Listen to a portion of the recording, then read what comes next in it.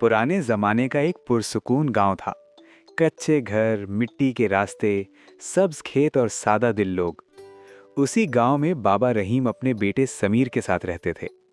समीर ज़हीन तो था, मगर उम्र में अभी कम और दिल का बहुत सादा था। एक दिन बाबा रहीम ने समीर को आवाज दी, बेटा समीर, ये बकरी बाजार ले जाओ और अच्छी कीमत में बेच कर आओ। याद रखना, किसी के बहकावे में मत आना। समीर ने सर हिलाया, बकरी की रस्सी पकड़ी और बख्शी कुंज के बाजार की तरफ रवाना हो गया। रास्ते में एक बड़े दरख्त के नीचे दो आदमी खड़े थे, फरीद और नजीर। दोनों की नजर जैसे ही बकरी पर पड़ी, उनके दिल में लालच जाग उठा। फरीद ने नजीर से आहिस्ता कहा, अगर ये बकरी सस्ते दामों मिल जाए तो मजा आ जाए। समीर करीब पहुंचा तो फरीद ने हंसते हुए कहा, अरे बच्चे, ये कुत्ता कहाँ ले जा रहे हो?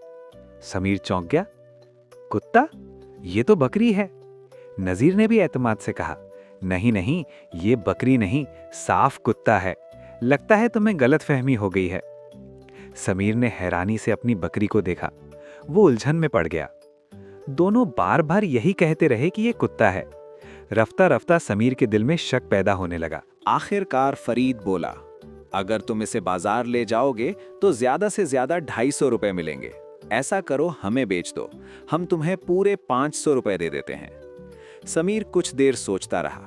उसे लगा शायद वाकई इसे अगर बाजार जाऊंगा तो मुझे 250 रुपए मिलेंगे, ये मुझे 500 रुपए दे रहे हैं। बहुत सोचने के बाद फरीद ने उसे 500 रुपए देकर बकरी ले ली। समीर उदास दिल के साथ आगे बढ़ा, मगर कुछ फासले पर रुक गया। उसे कुछ अजीब सा महसूस हुआ। वो चुपके से उन दोनों के पीछे पीछे बाजार तक पहुंच गया। बाजार में हाजी करीम ने बकरी को गौर से देखा और कहा, ये तो बहुत अच्छी बकरी है, मैं 1000 रुपए दूंगा।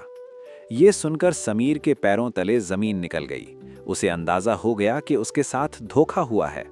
समीर ने दिल में फैसला किया, जैसे उन्होंने मुझे बेवकूफ बनाया है, मैं भी उन्हें सबक सिखाऊंगा। फिर समीर एक दुकान पर गया और वहां से एक कपड़े का थैला लिया। उस थैले पर उसने मिट्टी भर ली। फिर समीर एक मिठाई की दुकान पर गया और उस चाचे से कहा कि जैसे मैं आपको कहूं, आपने बस वैसा ही करना है, और कुछ उसे पैसे भी दे दिए। इस तरह वो एक और दुकान पर गया। इधर भी उसने यही बात की। फिर वो फरीद और नजीर के पास पहुंचा। दोनों समीर को देखकर हैरान हो गए। समीर ने दोनों से पूछा, वो कुत्ता कहाँ है? नजीर ने मुस्कुराकर कहा, घर छोड़ाया हूं। समीर ने कहा कि तुम दोनों ने मेरे साथ बहुत अच्छा सौदा किया है, तो क्यों ना मैं तुम दोनों को मिठाई खिलाऊं। दोनों चौंक गए। वो दोनों आपस में बातें करने लग गए। फरीद ने कहा, मुझे लगता है कि ये बहुत ही बेवकूफ है। समीर उन दोनों को एक मिठाई की दुकान पर ले गया और खूब उन दोनों को मिठाई खिलाई। पैसे देने के टाइम समीर ने जब अपने थैले में से मिट्टी निकाला तो दुकानदार बहुत खुश हो गया कि ये तो सोना है। नजीर और फरीब ये देखकर हैरान हो गए। फरीद ने कहा कि ये तुमने कैसे किया? ये तो मिट्टी थी, पर इसे सोना कैसे लगा? समीर मुस्कुराकर बोला कि ये जादुई थैला है, बस इसमें मिट्टी डालकर कोई भी चीज खरीद कर दुकानदार को बस थोड़ी सी मिट्टी दे दो तो उसे ये सोना लगता है। फिर वो कपड़ों की दुकान पर गया और वही करतब दोहराया। दोनों को यकीन हो गया कि थैला वाकई जादुई है। लालच में आकर फरीद ने कहा, ये थैला हमें बेच दो, हम तुम्हें 2000 रुपए देंगे। समीर ने पहले इनकार किया, फिर बोला, अगर 2000 रुपए के साथ बाजार से खरीदा हुआ सारा सामान भी दे दो तो सोच सकता हूं। लालच ने उनकी अक्ल पर पर्दा डाल दिया।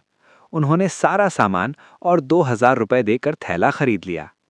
समीर मुस्कुराता हुआ वापस चला गया। और नजीर ने सोचा कि क्यों ना पहले होटल चलते हैं और खूब अच्छी तरह से खाना खाते हैं। फिर क्या, दोनों होटल की तरफ गए और खूब अच्छी तरह से खाना खाया। जब पैसे देने की बारी आई तो दोनों ने थैले में से मिट्टी निकालकर होटल के मालिक को दिया। मालिक तो बहुत गुस्से में आ गया। ये क्या कर रहे हो तुम दोनों? मेरी टेबल पे मिट्टी क्यों गिरा रहे हो? नजीर ने कहा, ये मिट्टी नहीं है, ये सोना है, सोना। होटल के मालिक ने कहा, क्या लगता है तुम दोनों पागल हो? ये मिट्टी है, ये सोना नहीं है। इस पर फरीद ने कहा, अरे गौर से देखो, ये सोना है, सोना। फिर मालिक ने कहा कि अभी मैं तुम्हें सीधा करता हूं, तुम्हें दिखाता हूं कि सोना और मिट्टी क्या होता है। उसने चंद बंदों को बुलाकर फरीद और नज़ीर की पिटाई करवाई। ये सब देखकर दूर से ज़मीर बहुत खुश हुआ और उन्हें मुस्कुराया। समझ आ गया कि वो खुद अपने लालच का शिकार हो गए हैं। उदास बैठे नज़ीर ने कहा, हमने बच्चे को ठगा था और आज हम खुद ठगे गए।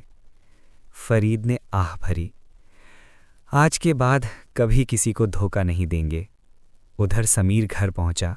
उसने सारी बात अपने वालिद को बताई। बाबा रहीम ने प्यार से उसके सर पर हाथ रखा और कहा, बेटा याद रखो, अक्ल का इस्तेमाल अच्छा है मगर ईमानदारी सबसे बड़ी दौलत है। दूसरों को धोखा देकर कमाई गई दौलत कभी बरकत नहीं लाती।